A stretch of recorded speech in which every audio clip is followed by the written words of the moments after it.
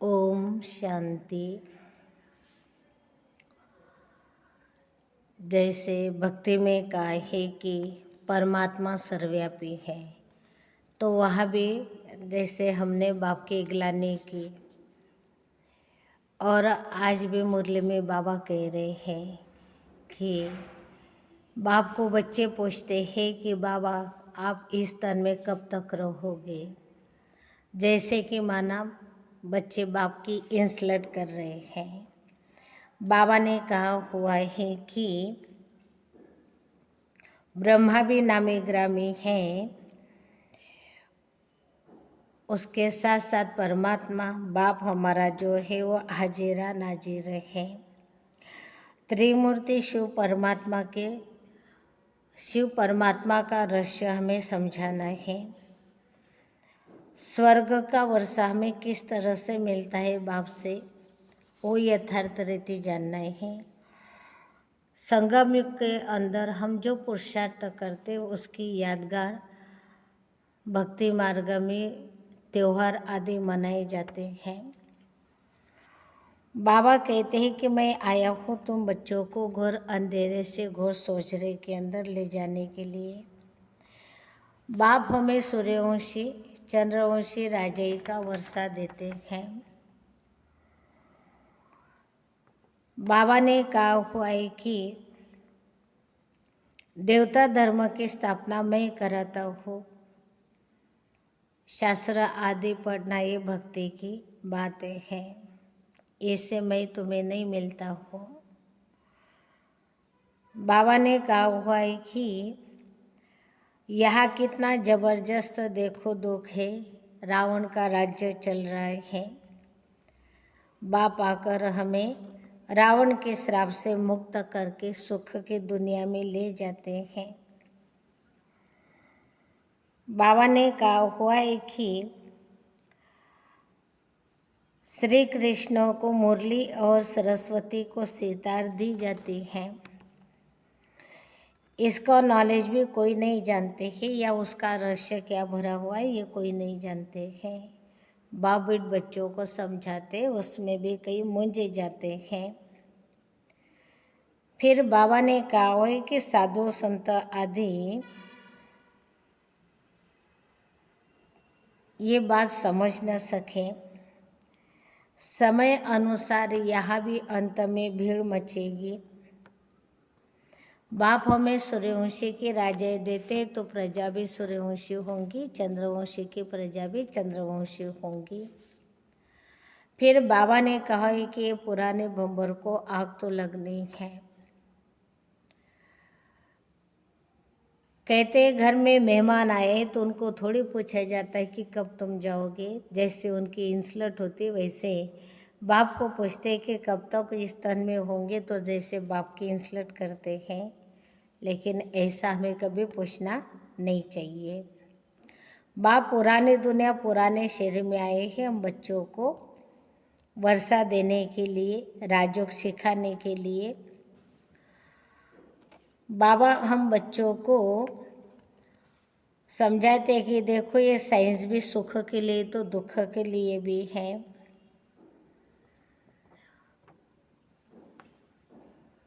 कहते हैं कि यादव और कौरवों की लड़ाई लगी, लेकिन ऐसी बात नहीं है। फिर देखेंगे आज की मुरली 19-12-22 की। मीठे बच्चे, शिव बाबा इस समय तुम्हारे सामने हाजिरा नाजिर है। तुम्हें पहले यह निश्चय चाहिए कि हमको पढ़ाने वाला स्वयं शिव बाबा है, कोई देहधारी नहीं। प्रश्न है कौन से बाप से कौन सा प्रश्न पूछना भी जैसे बाप की इंसल्ट है।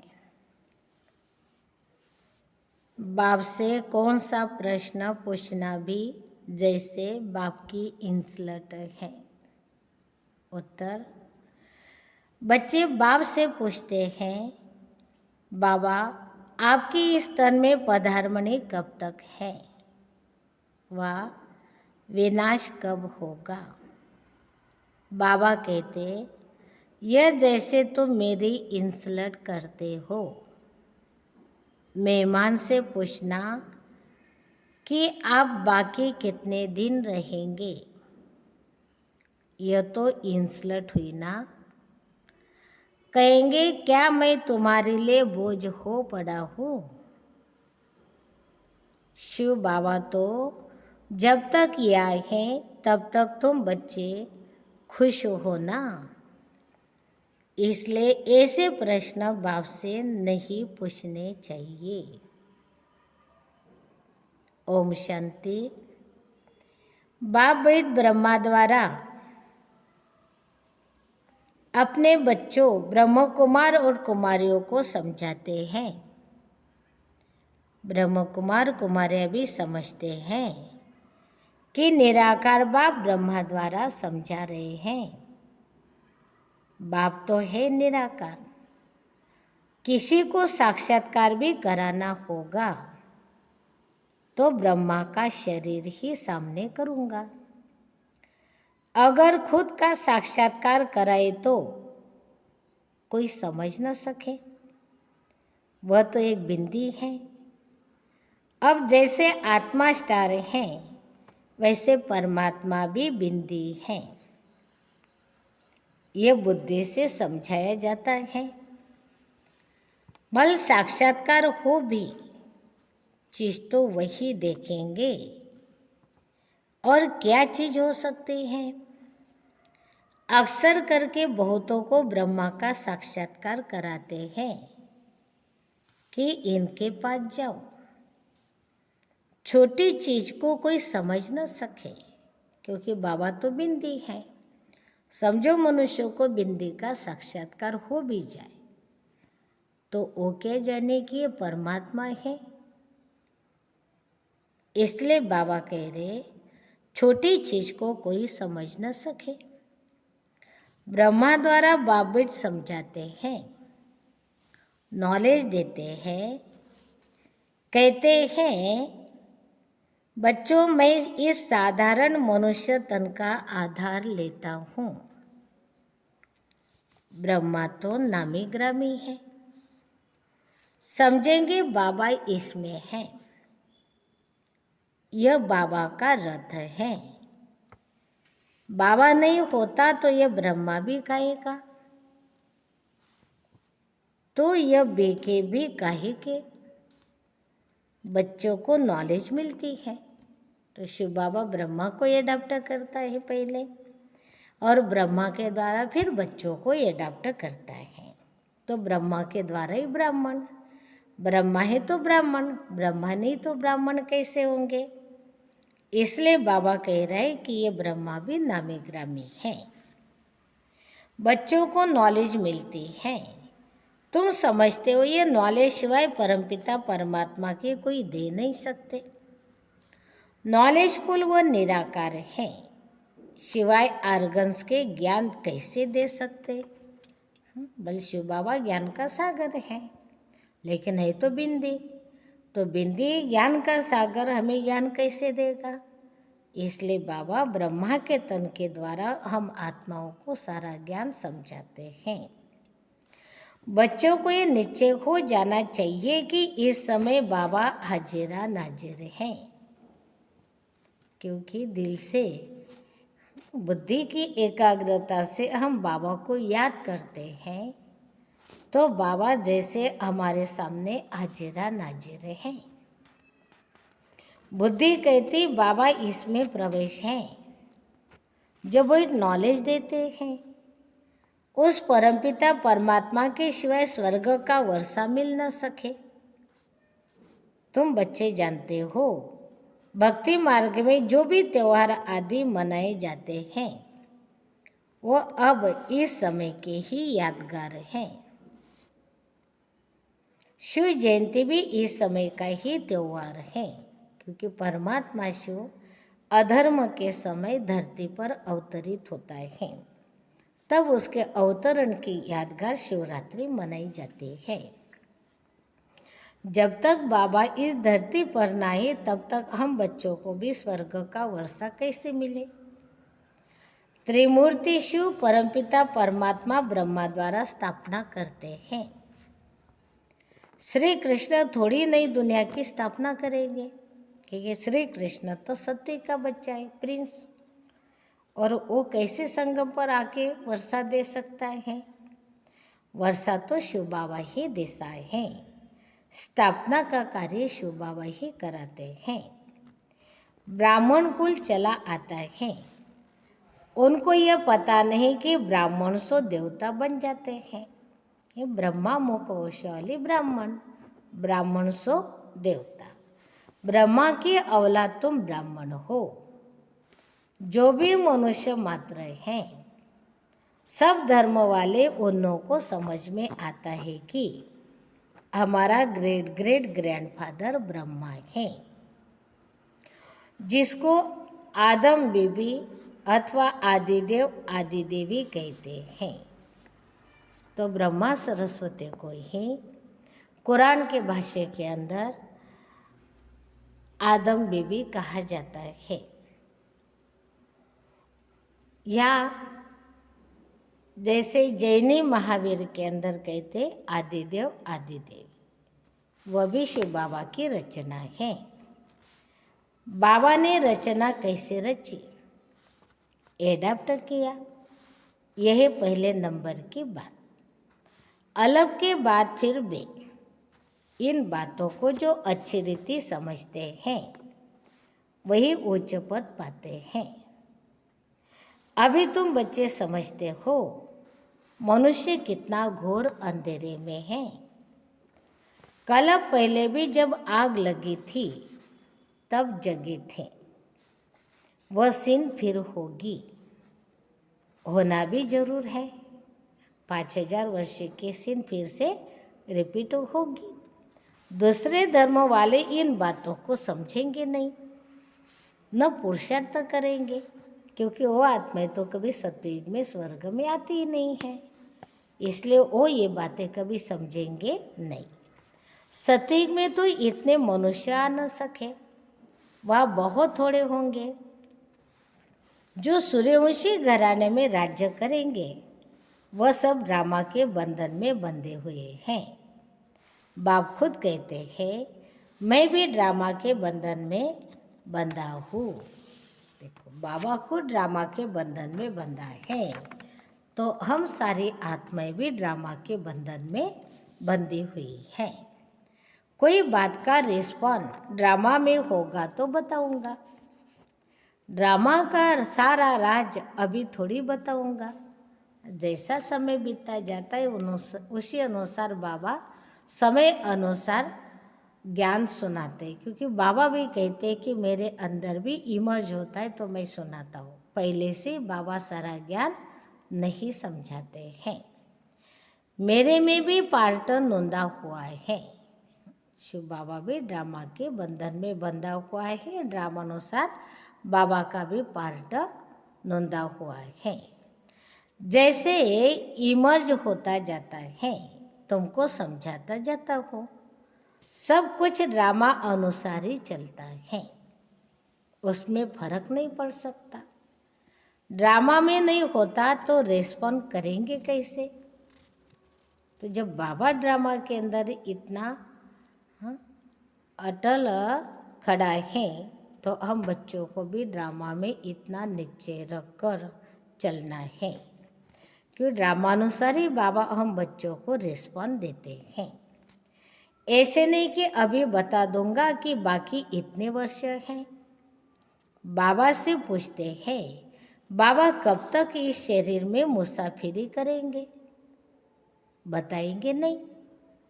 ड्रामा में है नहीं तो क्या कर सकते ना, ड्रामा में होगा तो बताएंगे, लेकिन ड्रामा में है नहीं तो बाबा कैसे बताएंगे। ड्रामा में होगा तो बताएंगे। मैं आया हूँ तुम बच्चों को पढ़ाने, मैं तुम्हारा बाप भी हूँ, तुम गाते हो, तुम माता पिता, हम बालक तुम्हारे, तुम्हारी कृपा से सुख गने रे। वही पार्ट बजा रहा हूँ। मेरा फर्ज है तुमको शिक्षा देना। मुझे कहते हैं ज्ञान का सागर, मनुष्य सृष्टि का बीज रूप। चैतन्य बीज तो सब कुछ बताएगा ना। जब बाबा चैतन्य बीज रूप है मनुष्य सृष्टि का, तो बाबा सारी बातें हम बच्चों को समझाते हैं। इस झाड़ पर बने ट्रे का मिसाल दिया जाता है। तुम देखते हो देवी देवता धर्म अभी है नहीं, बाकी सब धर्म है। बने ट्रे का झाड़ माना वड़ का झाड़। जैसे वड़ के झाड़ की पारंबियाँ नीचे जाती है और फाउंडेशन सड़ जाता है, फिर भी झाड़ हरा भरा होता है।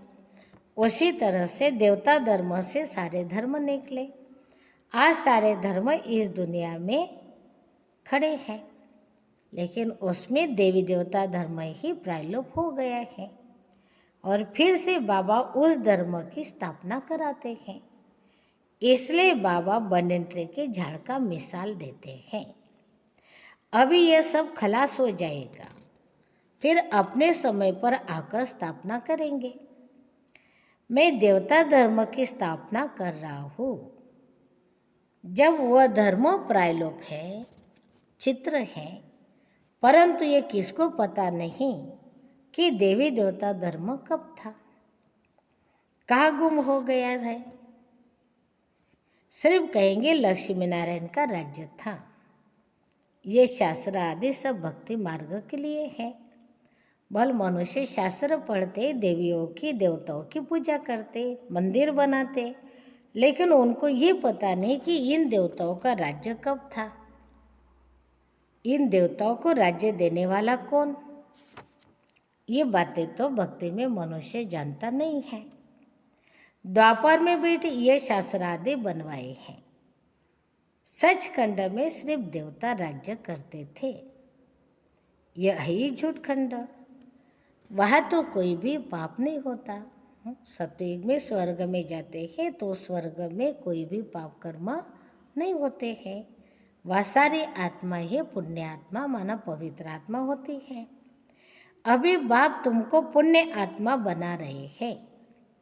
ड्रामा में नोंद है, रावण राज्य में ही भक्ति शास्त्र आदि शुरू होते हैं। यह अनादि ड्रामा शूट हुआ पड़ा है। 5,000 वर्ष पहले जैसे हुआ था वैसा अभी भी होगा। यह ही झूठी दुनिया।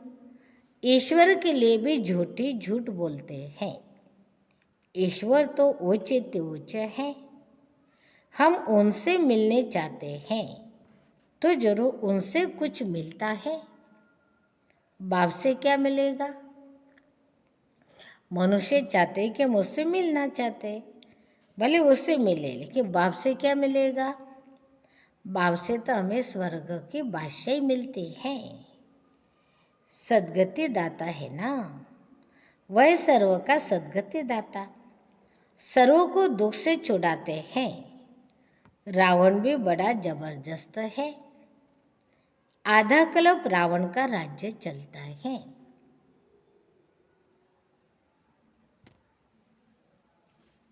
परंतु वो दुख देते हैं, इसलिए सब मनुष्य बाप को याद करते हैं। रावण तुम्हारी सारी राजधानी छीन लेता है, इतना जबरदस्त है। अब तुमको मालूम पड़ा है। बाप हमको वर्षा देते हैं, रावण श्राप देते हैं। मनुष्य को यह पता नहीं है कि बाप कब वर्षा देते हैं। श्री कृष्ण का नाम गीता में डालने से गीता को झूठा कर दिया है, क्योंकि गीता का ज्ञान तो शिव बाबा ही आकर हम बच्चों को देते हैं। कृष्ण तो छोटा स्वर्ग का राजकुमार है, वो कभी गीता का ज्ञान दे न सके, परंतु गीता के ऊपर कृष्ण का नाम डाल दिया है। इसलिए बाबा कहते गीता को झूठा कर दिया है। बड़े ते बड़ी भूल यह है, ये बाबा भी तो नारायण का पक्का भक्त था। कौन? ब्रह्मा बाबा। गीता पढ़ता था, गीता पढ़ने बगैर कोई काम नहीं करता था। जब साक्षात्कार हुआ निश्चय हो गया कि बाप हमको यह लक्ष्मी नारायण का वर्षा देते हैं। अभी तो बहुत कुछ समझ में आ गया है। शिव बाबा समझाते रहते हैं। कभी कोई शास्त्र नहीं उठाया, शिव बाबा ने कोई शास्त्र नहीं उठाया, लेकिन बाबा ही ज्ञान का सागर है। बाबा में सारे शास्त्रों का ज्ञान भरा हुआ है, इसलिए शिव बाबा हमें शास्त्रों का सार समझाते हैं। बाबा सुना रहे हैं, यह भी कहते हैं मैं सुन रहा हूँ ना। ब्रह्मा बाबा भी कह रहे कि मैं सुन रहा हूँ। ब्रह्मा बाबा, शिव बाबा जब सुनाते बच्चों को तो साथ में ब्रह्मा बाबा भी सुनते हैं। कभी बाबा नहीं है तो यह भी सुनाते। समझो शिव बाबा नहीं भी आते थे तो भी ब्रह्मा बाबा समझाते। इसमें बाबा है, इसलिए ब्रह्मा का नाम इतना नहीं है। अजमेर में एक मंदिर बनाए है, परंतु कुछ समझते नहीं है। श्री कृष्ण को मुरली दी और सरस्वती को सितार दी है। सरस्वती को गॉडेज ऑफ नॉलेज कहा जाता है। गॉड ऑफ नॉलेज ब्रह्मा के बदले श्री कृष्ण को कह दिया है। मुझ गए हैं। वास्तव में गॉड परमात्मा शिव आकर ब्रह्मा के थ्रू ज्ञान देते, तब ब्रह्मा भी ज्ञान सुनते हैं। तो श्री कृष्ण कैसे ज्ञान दे सके? श्री कृष्ण कैसे गॉड नॉलेज कहा जाएगा? गॉड ऑफ नॉलेज तो ब्रह्मा को ही कहेंगे, या गॉड ऑफ नॉलेज सरस्वती को कहते हैं। मुंझ गए हैं। बाप बैठ बच्चों को समझाते हैं। त्रिमूर्ति में श्री कृष्ण तो है नहीं। भल करके है परंतु गुप्त। राधे कृष्ण ही लक्ष्मी नारायण बनते हैं। यह भी किसको पता नहीं है कि परमपिता परमात्मा ने समझाया था। परंतु ड्रामा में ऐसे भी नहीं है। बाप कहते मैं संगम पर आकर राजयोग सिखाता हूँ। जो पास होते हैं वह सूर्यवंशी बनते हैं, जो फेल होते हैं वह चंद्रवंशी बनते हैं। सूर्यवंशी की प्रजा सूर्यवंशी होगी, चंद्रवंशी की प्रजा चंद्रवंशी होगी। तुम बच्चों की बुद्धि में सारे चक्र का ज्ञान है। तुम हो स्वदर्शन चक्रधारी ब्राह्मण, ये सर्वोत्तम ब्राह्मण कुल। तुम सेवाधारी हो। तुम गुप्त वेश में भारत को योग बल से स्वर्ग बनाते हो। तुम्हारे लिए स्वर्ग जरूर चाहिए। पुरानी दुनिया को खत्म करना पड़े, कि जब पुरानी दुनिया खत्म होगी तभी स्वर्ग नई दुनिया उसके अंदर रची जाएगी। इसलिए पुरानी दुनिया का विनाश जरूरी। श्रीमत पर तुम अपनी राजधानी स्थापन कर रहे हो। यादवों की राजाई खत्म होनी है, पांडव राज्य स्थापन कर रहे हैं।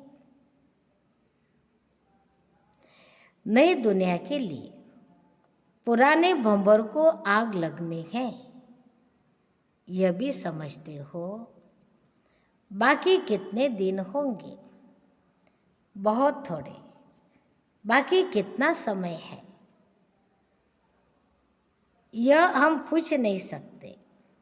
मेहमान से पूछा नहीं जाता है आप कितने दिन रहेंगे?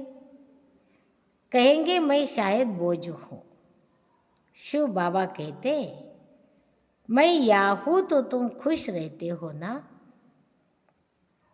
फिर पूछते क्यों हो कि कब तक पधारमणि है? ये पूछना भी जैसे इंसल्ट है। इसमें भी लज्जा आनी चाहिए। सही बात है ना? बाबा कह रहे हैं। हाँ, जब बाप को ऐसे कहेंगे कि कब तक इस शहर में बाबा आपकी पधारमणि है, बाबा कब तक आप इसमें रहेंगे, कब विनाश होगा, तो जैसे कि ये पूछना बाबा की इंसल्ट करते हैं। लेकिन हम बच्चों को तो बाबा जब तक इस धरती पर है तब तक तो बहुत खुशी होती है। हमें ऐसा पूछना नहीं चाहिए या बाबा की हमें कभी इंसल्ट नहीं करनी है। फिर पूछते क्यों हो कि कब तक पधारमणि है, यह पूछना भी जैसे इंसल्ट है। इसमें भी लज्जा आनी चाहिए। यह पूछना तो ऐसे हुआ कि बाबा जल्दी जाए तो अच्छा, इसलिए ऐसे ऐसे सवाल बाबा से पूछ भी नहीं सकते। ऐसा बाप तो कोई हो न सके। बच्चे ही बाप को जान गए हैं। श्री कृष्ण के लिए ऐसे नहीं कहेंगे कि इसमें परमात्मा है। श्री कृष्ण ही याद आता रहेगा, परमात्मा तो याद आ न सके, क्योंकि कृष्ण का सुंदर रूप सामने दिखाई देता है, तो कृष्ण ही याद आएगा। समझो, उसमें परमात्मा हो तो परमात्मा याद आएगा नहीं। इसलिए बाबा कभी पवित्र सुंदर शरीर में नहीं आते, बल्कि पतित दुनिया पति शरीर में आते, साधारण तन में, ताकि उस साधारण तन के द्वारा हम शिव बाबा को याद कर सकें। इसलिए तुम बच्चों को समझाया गया है कि शिव बाबा को याद करो, देहाभिमान में नहीं रहना है।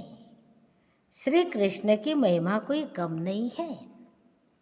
बाबा कहते मुझे आना ही है पराये देश पुराने शरीर में।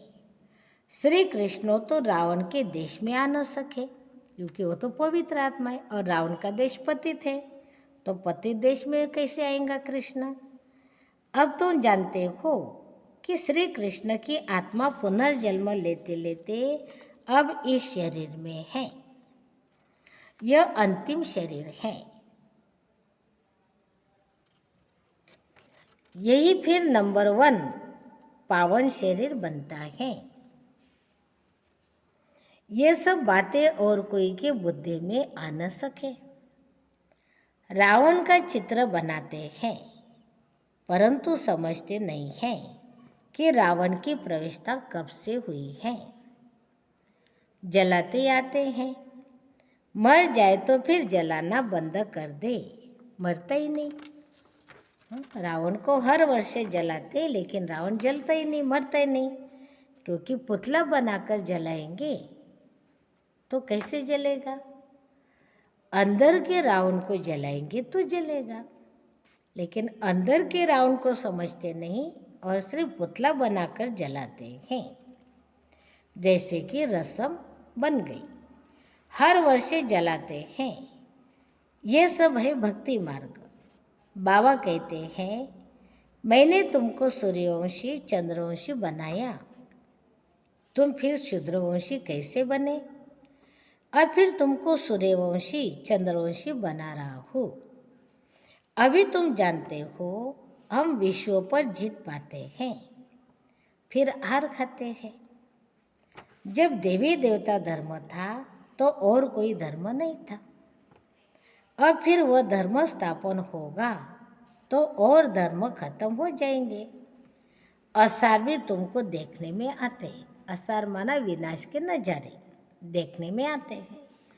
कितना साइंस का काम चल रहा है, खुशी भी मनाते हैं।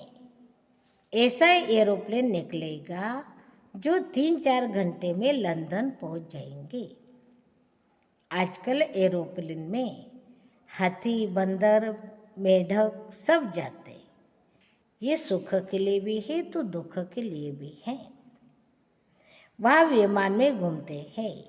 अभी तुम ऊंची तकदीर बनाने के लिए आए हो।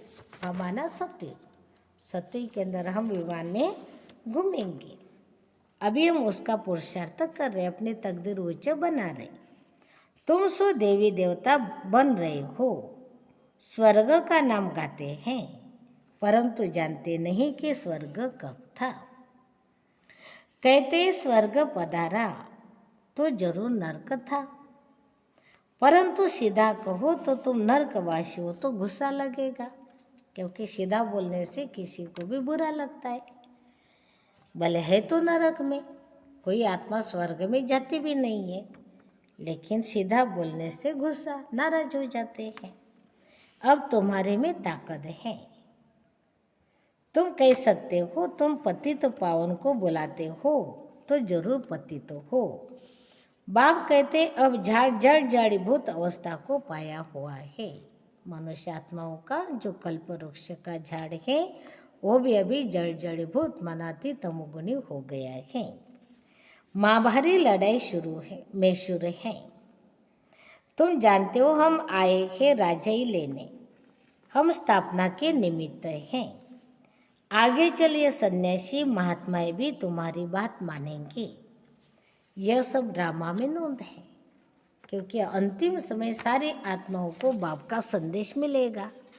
जैसे गायन किया हुआ है शास्त्रों में कि महाभारत के अंदर के भीष्म पितामहों को श्रीखंडी ने बाण लगाए, तो वास्तव में ज्ञान की बात है कि महात्मा है सन्यासी आदि जो जैसे कि भीष्म पितामह जैसे और श्रीखंडी माना ब्रह्मा कुमारी के द्वारा उन आत्माओं को ज्ञान के बाण लगेंगे और वो सारी आत्माएं अंतिम समय बाप की बातें मानेंगी, ब्रह्मा कुमारी की बातें मानेंगे और वो सारे बाप के घर में आएंगे। ये सारा ड्रामा में नोंद है। अच्छा, मीठे मीठे सीखे लते बच्चों प्रति माता पिता बाप दादा का याद प्यार और गुड मॉर्निंग। रूहानी बाप की रूहानी बच्चों को नमस्ते। हम रूहानी बच्चों की रूहानी माता पिता बाप दादा को याद प्यार नमस्ते। ओम शांति, शुक्रिया, थैंक्स बाबा। धारणा के लिए मुख्य सार है। पहले पॉइंट, गुप्त रूप में योग बल से भारत को स्वर्ग बनाने की सेवा करनी है, रूहानी सेवाधारी बनना है। दूसरी पॉइंट, हमारा सर्वोत्तम ब्राह्मण कुल है, हम स्वदर्शन चक्रधारी है। इस नशे में रहना है, किसी भी बात में संशय नहीं उठाना है। आज का वरदान, परमात्मा चिंतन के आधार पर सदा बेफिक्र रहने वाले निश्चय बुद्धि निश्चिंत भव। दुनिया वालों को हर कदम में चिंता है और आप बच्चों के हर संकल्पों में परमात्मा चिंतन है, इसलिए बेफिक्र हो। करावनहार करा रहा है, आप निमित्त बनकर के करने वाले हो। सर्व के सहयोग की उंगली है, इसलिए हर कार्य सहज और सफल हो रहा है। सब ठीक चल रहा है और चलना ही है। कराने वाला करा रहा है, हमें सिर्फ निमित्त बन तन मन धन सफल करना है। यही है बेफिक्र निश्चिंत स्थिति। स्लोगन, सदा संतुष्टता का अनुभव करना है तो सबकी दुआएं लेते रहो।